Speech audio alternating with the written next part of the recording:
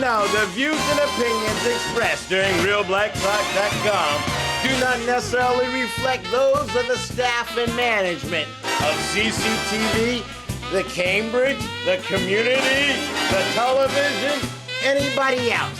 The views and opinions expressed are of those who are talking. So if I'm talking, then they're my views and opinions. Hold me responsible.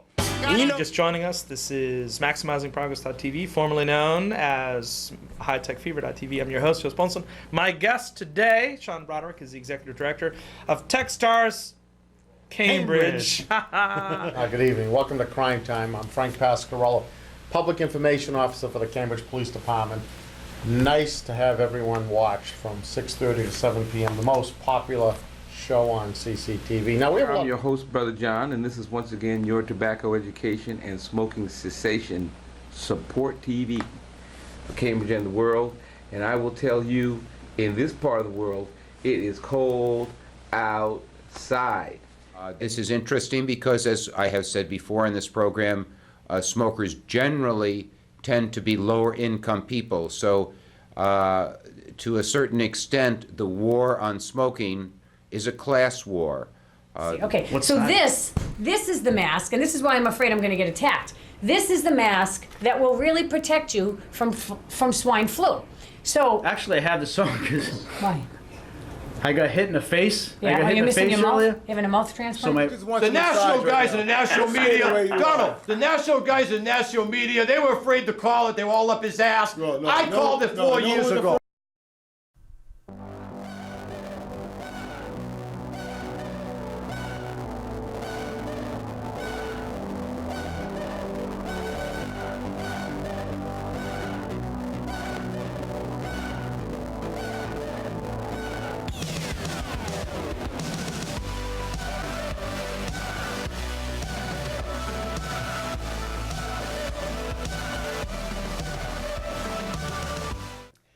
Good evening, Cambridge. I'm extremely happy to be in front of you today. So I want to announce that it's my 10th episode today.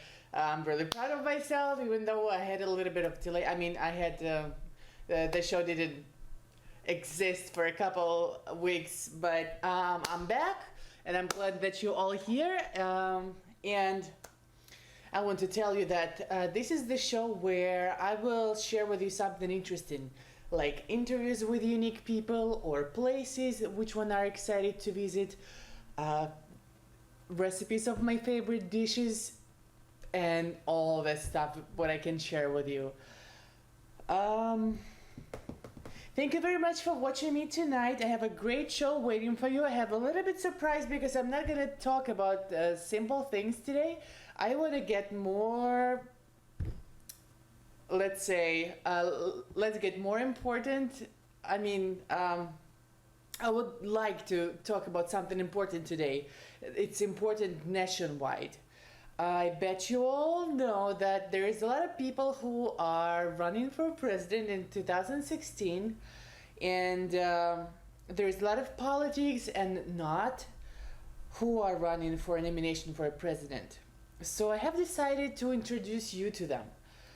To each of them. I did a little research, and I would like to show you what I found.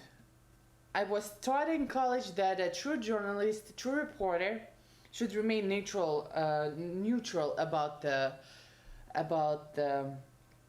effects that he or she is talking about. I will try to be as ethic as I can, so facts only. One more important thing: don't forget to switch to the Fox channel right after my show at 9 o'clock. They have a debate. I'm really excited. I mean, I wish I could watch it, but I guess I'm gonna watch it a little bit later. So tonight at 9 o'clock, don't forget to change the channel to the Fox News. They're gonna have a debate with all the presidential candidates. So there is 5 Democrats and 17 Republicans who announced that they are running for president next year. I don't think that we will talk about all of them tonight. I think we have enough time to speak about 3 of them. So to be fair, I decided to choose the alphabetical order to talk about each candidate. And the first on the list is Jeb Bush. John Ellis Jeb Bush is an American businessman and politician who served as the 43rd governor of Florida from 1999 to 2007. Bush is the second son of the former President George W. Bush and former First Lady Barbara Bush, and the younger brother of former President George W. Bush. I'm sorry, I said that his father, the George W. Bush and Jeb Bush is the brothers. So I just want to be clear about that. He grew up in Houston, Texas. He graduated from the Phillips Academy in Andover, Massachusetts, and attended the University of Texas, where he earned a degree in Latin American affairs. Following his father's successful run for vice president in 1980, he moved to Florida and pursued a career in real estate development. I found a couple of videos about Jeb Bush, but I have time. I just have a time to show you only one. Which one I found the most interesting? I found it on the NBC channel. Actually, it's a Jimmy Fallon show, which one is showed on NBC every day. Actually, it's one of my favorite shows on American television. So the Jeb Bush was appeared there as a guest. So I would like to show you that little video. So take a look at it. And finally, big news yesterday. Former Florida Governor Jeb Bush officially announced that he is running for president in 2016. You know, I was going to make a joke about this story, but I don't think it needs a joke. I think it needs a hard-hitting news interview, and that news interview needs to be slow jammed. You know what I'm talking about, Tariq? Yeah, Jimmy. I think you're saying you want to slow jam this news. That's right. I want to slow jam the news, and I'm not the only one.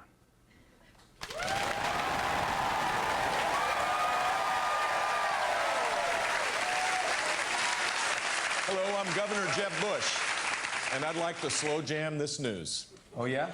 Then why don't you tell us what went down yesterday? Hit me 7 times!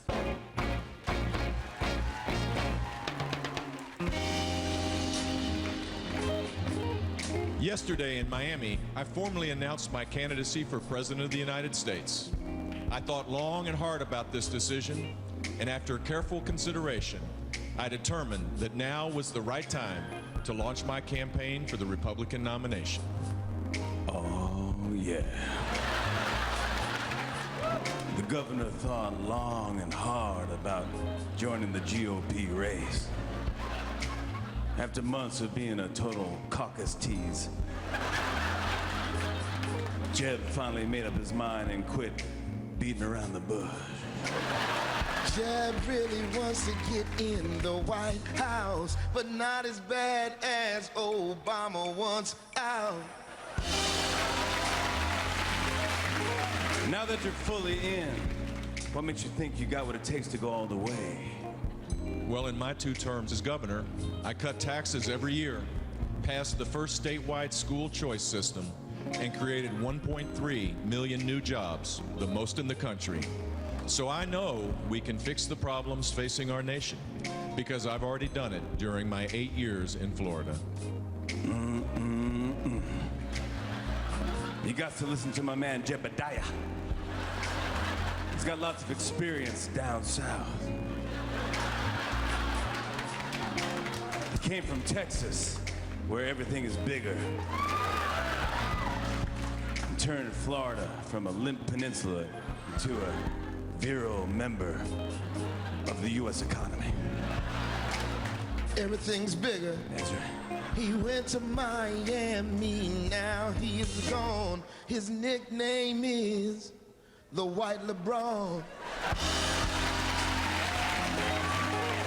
All right.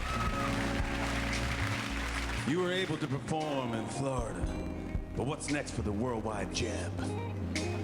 I'm looking forward to hitting the campaign trail and discussing the issues that are important to all Americans and having spirited debates with my fellow Republicans about how to solve them. You don't want to mess with little Jebby, because when it comes to debating, he's a master. He's a master debater.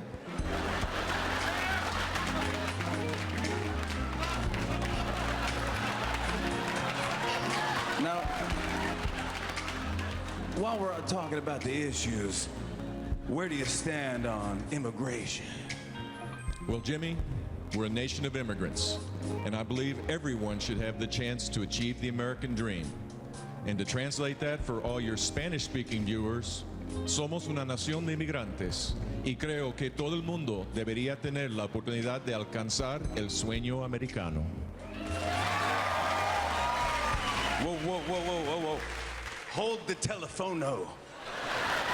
I know you just got back from Miami, but I think I was interviewing Governor Pitbull.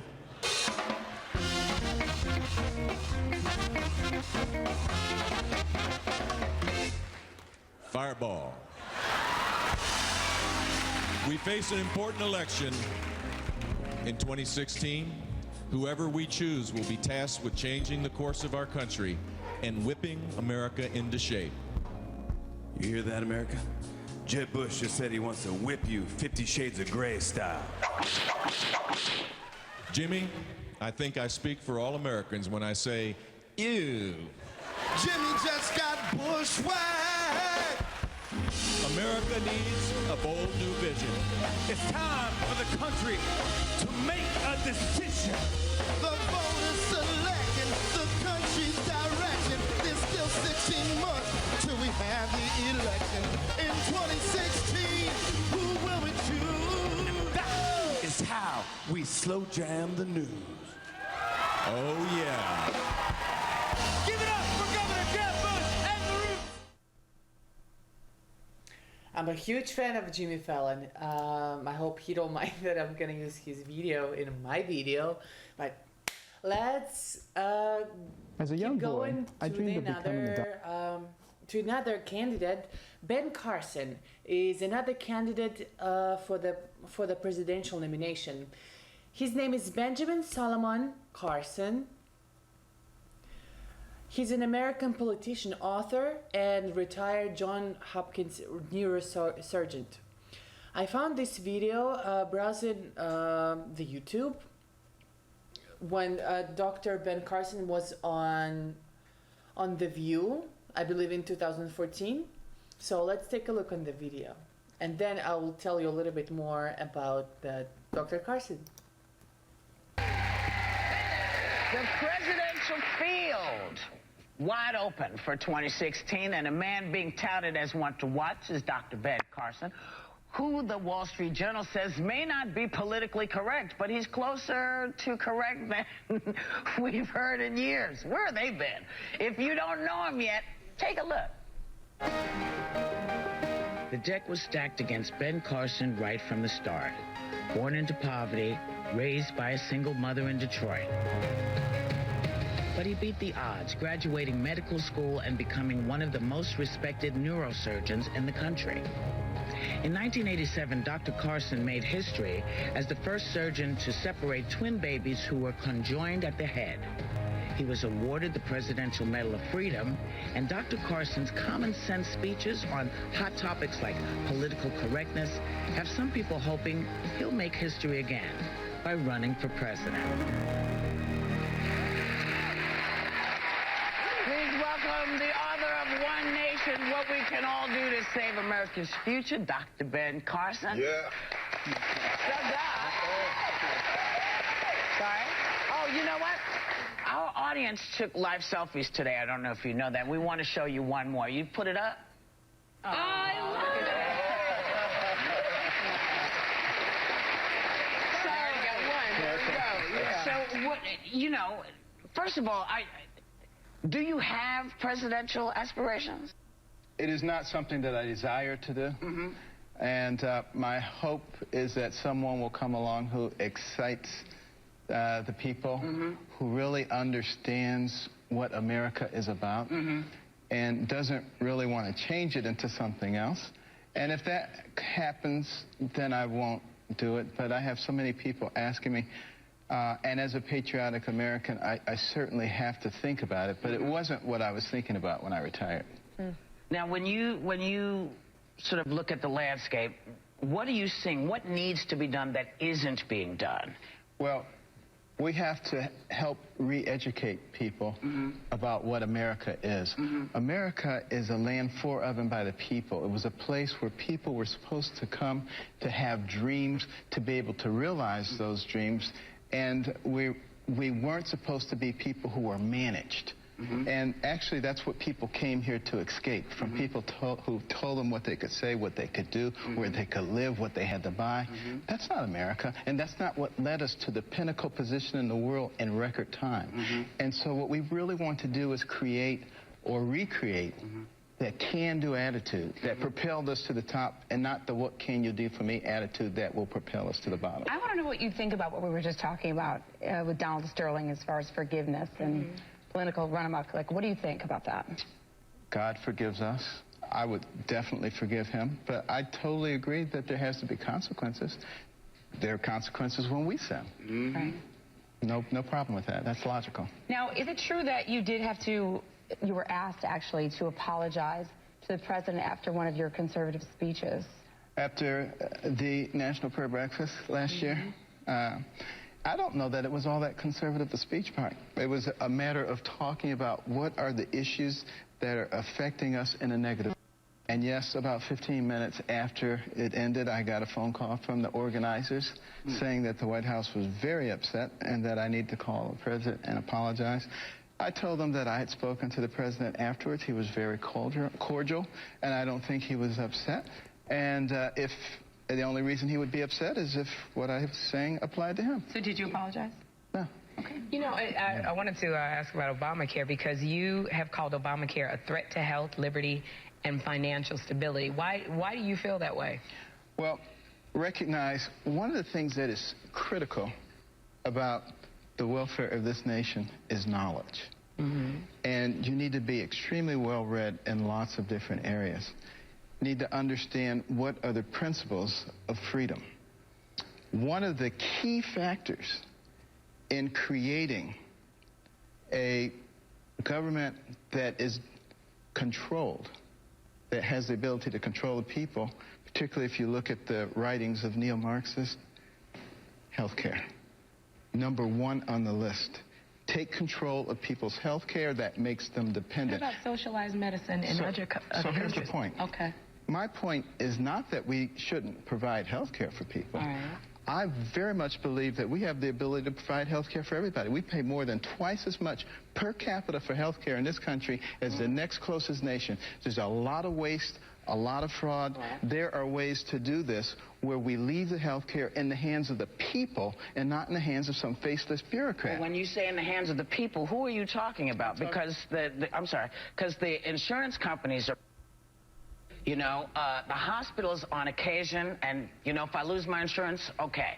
But, you know, the people have not been treated well by the medical community as the big picture of them. Not each individual doctor, don't get me wrong. But if no one steps up, we end up with the same BS that we've had all this other time. How do we fix it? I totally agree with the premise of your question. There are a lot of things that are wrong, including having a system where one of the major pillars are companies that make money from denying people care. Yes. That makes no sense whatsoever. Okay. Right. Okay, so we need to fix that. Right. But the way to fix that is not to create a gigantic government bureaucracy, which will be even bigger than the VA, and you put all these layers of bureaucrats between patients and the healthcare providers. How do we fix that? I'm sorry, go ahead, Well, Jerry. let me give you an example. Go ahead. Health savings accounts. In a health savings account, you, the individual, have the ability to spend the money the way you want to spend it.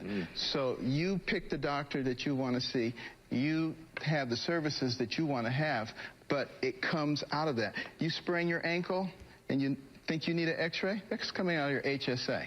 You know, you need a physical exam for a new job? That's coming out of your HSA. You need birth control pills? That's coming out of your HSA. Right. No Hobby Lobby. Question. Ask. Yeah, well, I just wanted to say, you said something that I agree with, is that giving able-bodied people handouts rather than requiring that they work for pay is every bit as cruel as activities practiced by racists of the past. Right. And I mean, you know, do you believe that the welfare system is racist? Well, let me put it this way. When you rob someone of their incentive to go out there and improve themselves, you are not doing them any favors. When you take somebody and pat them on the head and say, there, you poor little thing, I'm going to give you food stamps, I'm going to give you a house. Wait a minute. Let me finish the thought. Yeah, finish the thought. Okay, let me give you housing subsidy, let me give you free health care, and because you can't do that. And it's those people over there that's causing you to have your...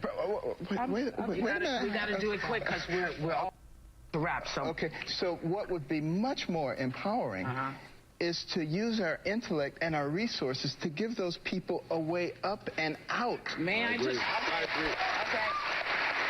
Let me just speak to this before we go. As a former welfare mother, very few people want to be on welfare. Very few want to walk with their kids and take food stamps in there. Most people would rather work. Now, I don't feel bad about being a welfare mother because I contribute as an American. That's what we do. And because the welfare system is so bizarre, you can't work. They don't allow you to work because they take the money from you. So if we fix the system so that it doesn't hurt the people, maybe it'll get better. Thank you, Dr. Ben Carson. Members of our audience, you're going to get a copy of the book, One New Nation. We'll be right back. Jerry and Jenny have a lot of celebrity gossip.